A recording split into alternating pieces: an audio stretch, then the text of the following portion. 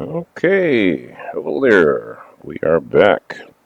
It is the 7th of August, and we are moving forward still on this new scene.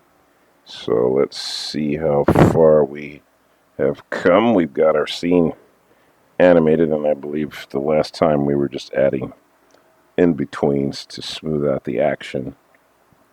And I was talking to you about how you can do copy pastes on your characters if you don't want to.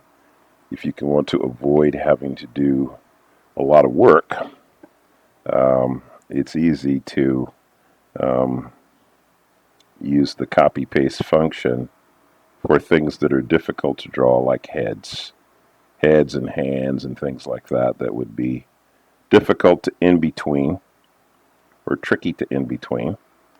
So you can favor one drawing or another so that you don't have to um, literally draw and construct it as an in between like you would in the truest sense. Uh, what that does, of course, is saves you some work, and saving you some work is always a good thing. So you want to do that. Well, you do it if you want to do it. If you're a purist and you don't want to do that, then feel free to do the hard work if you like. Like, for instance, here I can grab this hand here and I can copy and then paste and move it so that I could use it right here as a possible in-between drawing. Yeah. So I could come in here and make some adjustments, you know, so that, instead of having to draw all of this, I could make some adjustments here.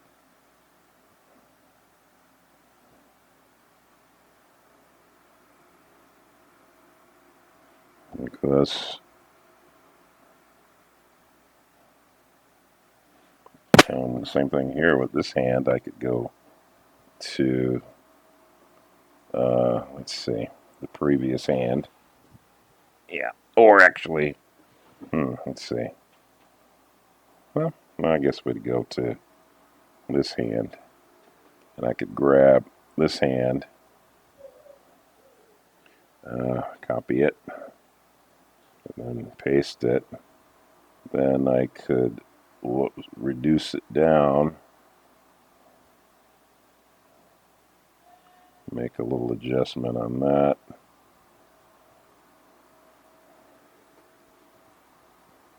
So that it creates an in-between for me without me having to literally get in there and try to construct that hand. I've got an in-between now of the hand that works just fine for that in-between without me having to actually draw it.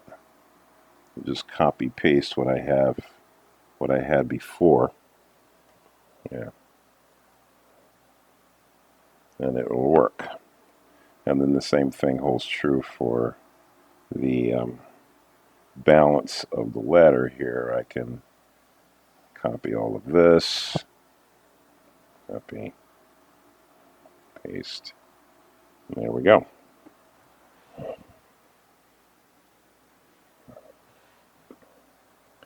Yeah, I mean, there is no need to do work you don't need to do. If you can save yourself some work, then save it. I think, yeah, we'll add another drawing. Okay, so we've got 24 drawings in here. Let's see. Go to there.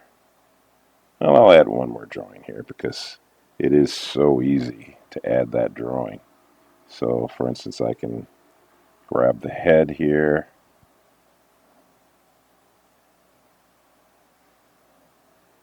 And we'll go copy, paste, and then just shift it to where we think the in-between should be.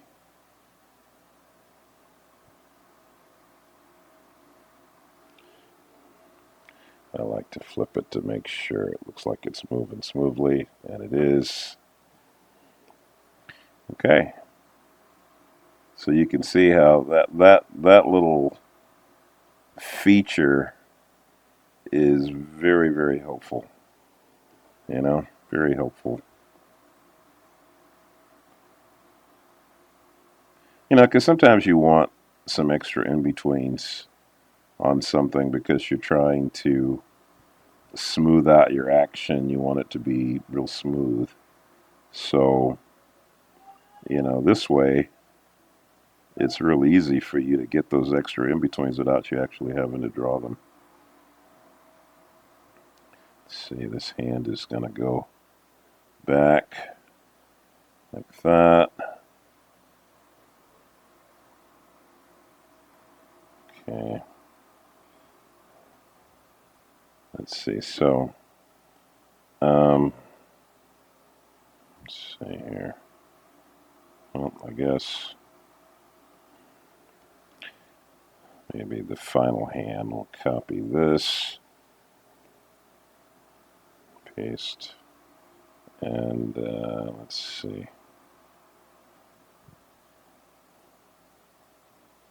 Let's see.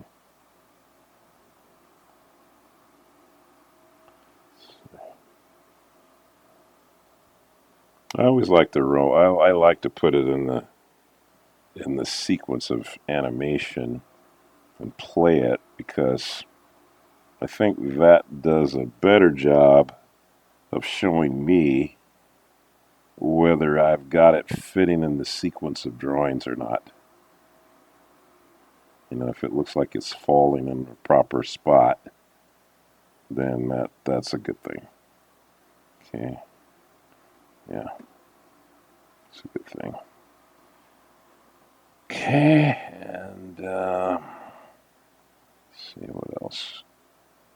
Let me get this here. Let's see.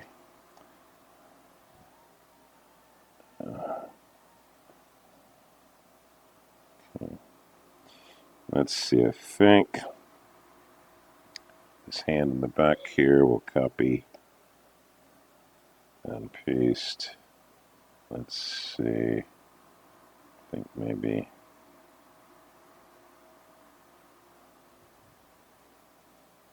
Let's roll that.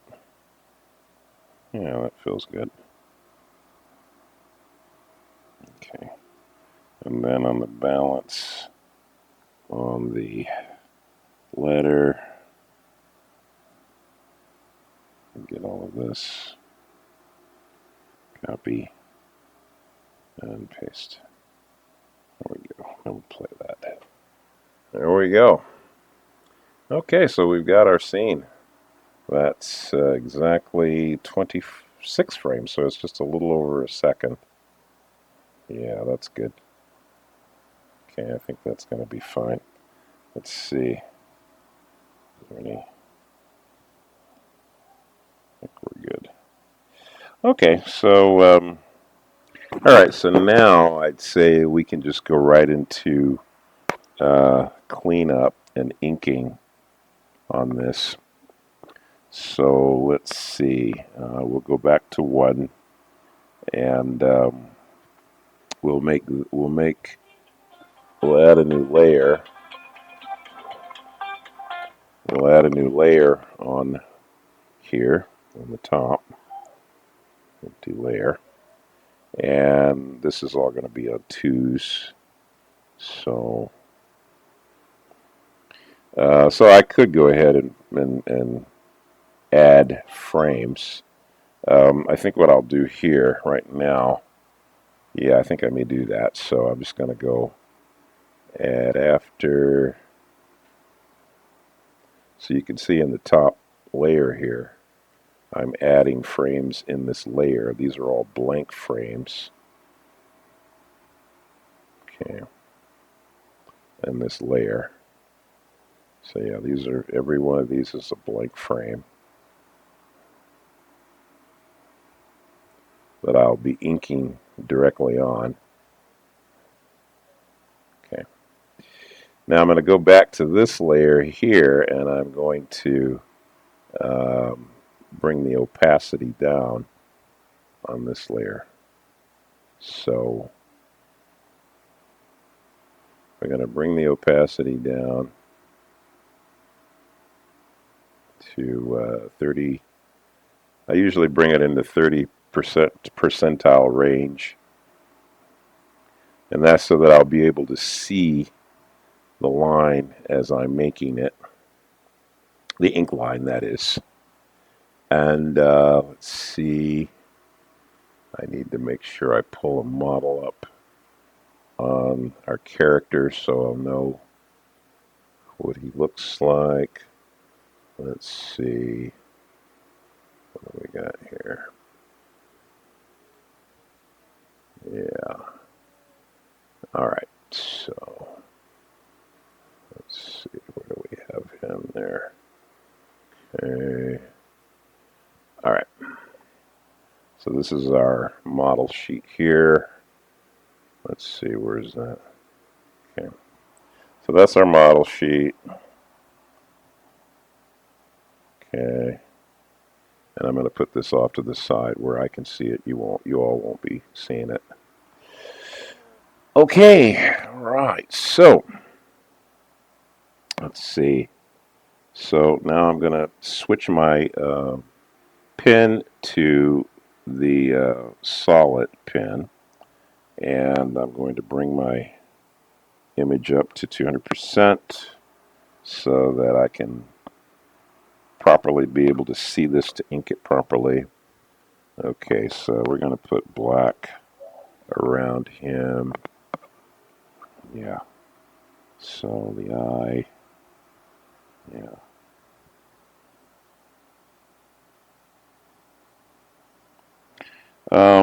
When you're inking too, or when you're doing your finished color on a character, my general approach on this is I do a finished image straight along. Used to be thought that, and I don't quite, well, I guess I could understand why this was thought to be a good way to work, but there was a time when, because of the process of how we do animation, there was always, like, assistants would work with the animators and they would do cleanup drawings, and then, somebody would do key cleanups, and then there'd be somebody would come in and do key in betweens, or and I was one of the people that did key in betweens or breakdown in betweens in between the the assistant's drawing and my drawing. So like I would do a cleanup in between, and there would be someone else who would do the cleanup key. And I think that, I don't remember this or not exactly, because I've worked on a few things where inking was done. This is, before Xerox became very popular. Because when Xerox became the thing, it was like we had to really work with the assistant animator or the key assistant, because the key assistant would do a key cleanup, and then someone like me who did breakdowns or in betweens would do the in between cleanup drawing. But we used to think, it seems like I remember this was true, that we used to think that we had to do the same thing with inking. That you had to ink the drawing. Yeah, ink the we thought you had to ink the cell, right? And that you had to what was it? You had to ink the cell, but you also had to do in between inking. Yeah, that's what I was going to say. And I don't remember who told me this. I think it was someone who was a professional inker that said, like, oh, well, you don't have to worry about that. That, back, because inkers Because I kind of remember I was an inker at one time too, years ago on some commercial things.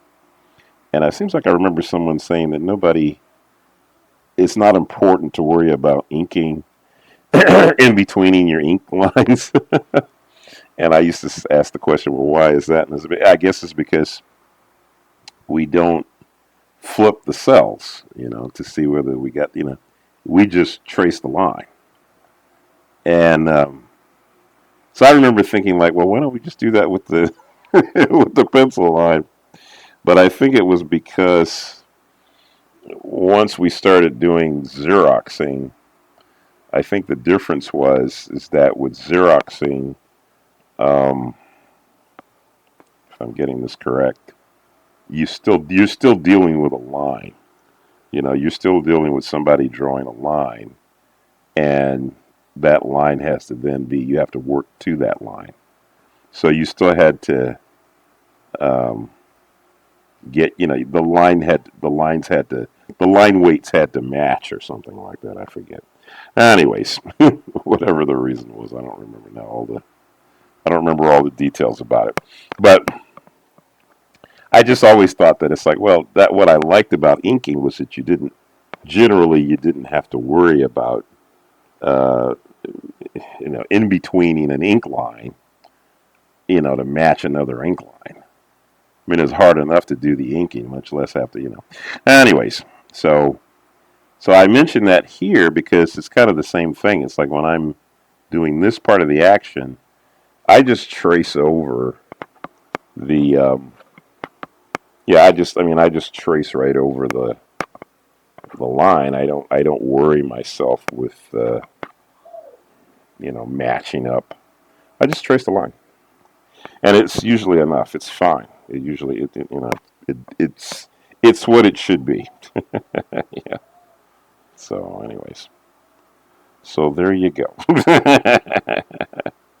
There you go. Let's see here. Yeah. All right. Yeah. So, excuse me. Yeah. So there you go.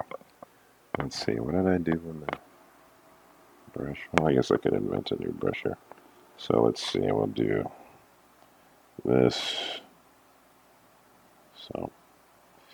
So anywhoosies. Is that behind? It's behind. Yeah. Yeah, because it's hard enough. Let's see. What do we want to do here? Do we want to go? Good question. What color? I think blue was our last. Maybe we'll do red on this one. Yeah. So let's see. Yeah. All right. So let's see here. Then I guess we'll do, unless we have a light color. Let's see what we got there. Let's see. Oh no, they're all. Well, let's see. I'd say do the red. Let's do the red. All right. So it's behind. Okay. We'll do the red.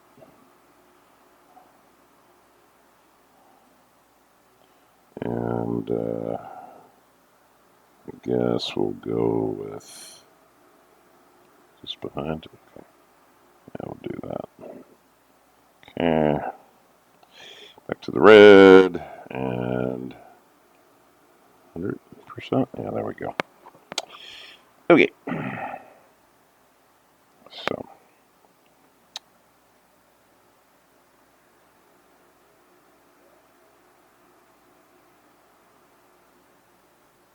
Oops.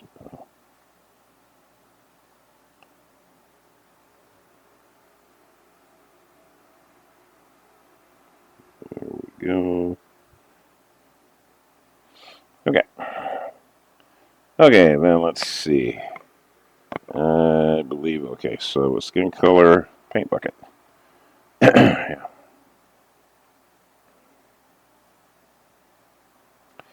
I love the paint bucket. There we go. And then black for the hair. Let's see. Shirt, pants. Um, let's see, light color here on the lips, brown on the hat, red on the paint. Let's see. There we go. Yay! All right. There's our first image. Okay. On to the next one. Okay, so, I had kind of wondered, I think I had said before, I wonder if we could copy paste color. Golly. Yeah, I don't know. Yeah, and I don't know, there's just something that bothers me about the idea of copy pasting color. I guess I'm just not quite comfortable with that just yet. So I'm not going to do it. All right, let's see. I think, what are we doing there? What do we have him? Yeah, it's black. Okay. So, yeah. I like to. I mean, you probably could copy paste color. You probably could. I really have to try that sometimes. Yeah, I really should try it. It probably would work just fine. Yeah, well, that certainly would be fast. Oh well. Well. Yeah, it's just a part of me that still kind of feels I'm a little unsure about that. Little unsure.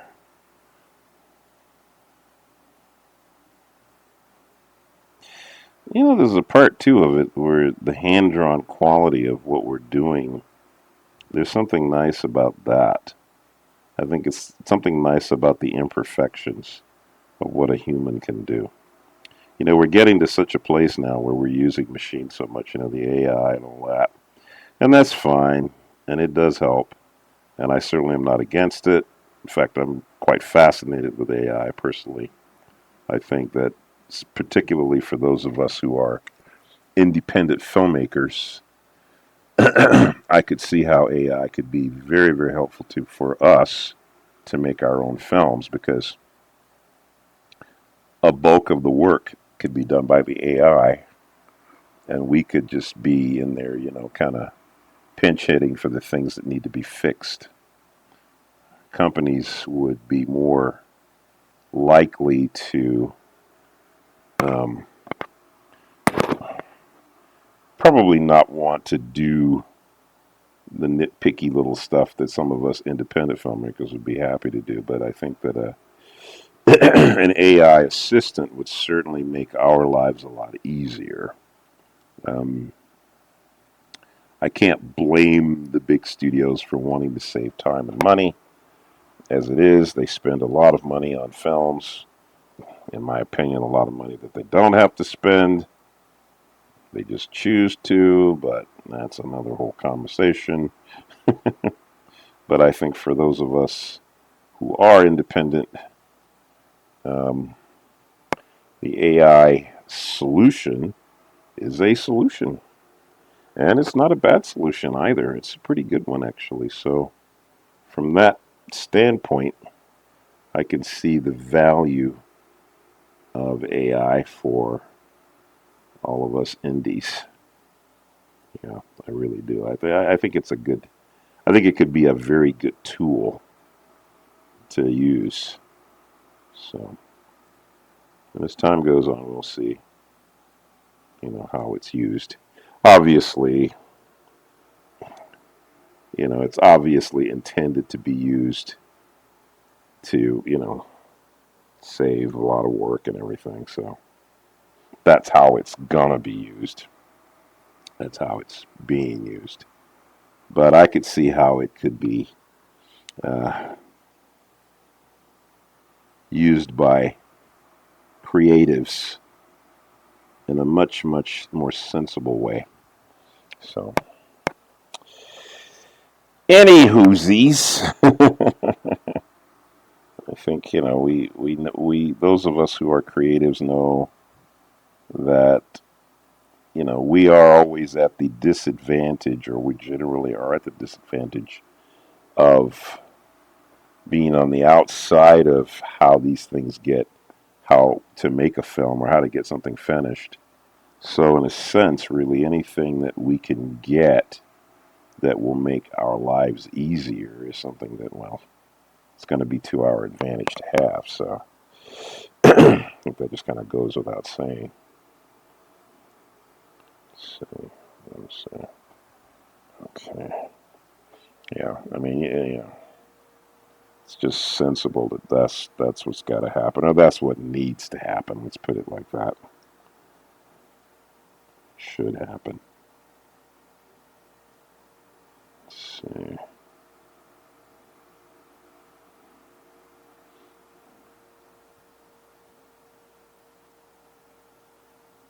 So,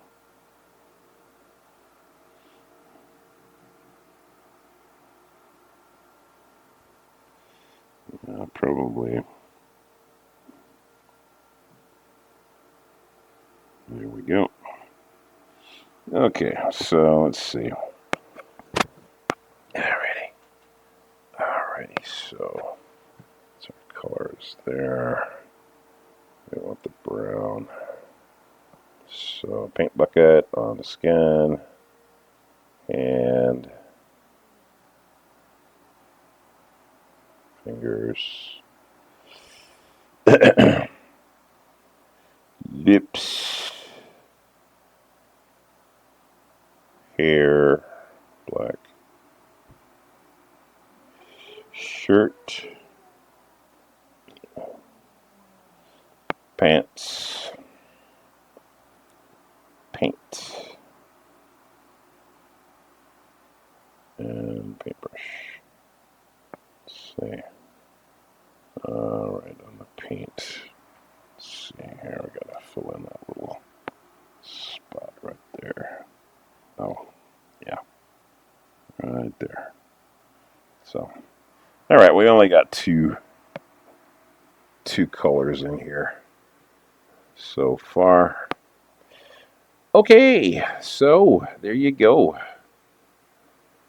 That's what we got. So, all right. So, yeah, we're at 27 minutes, so we'll stop. All right, folks. Hey, carry on. Have a great day. And I will see you good people tomorrow. See ya.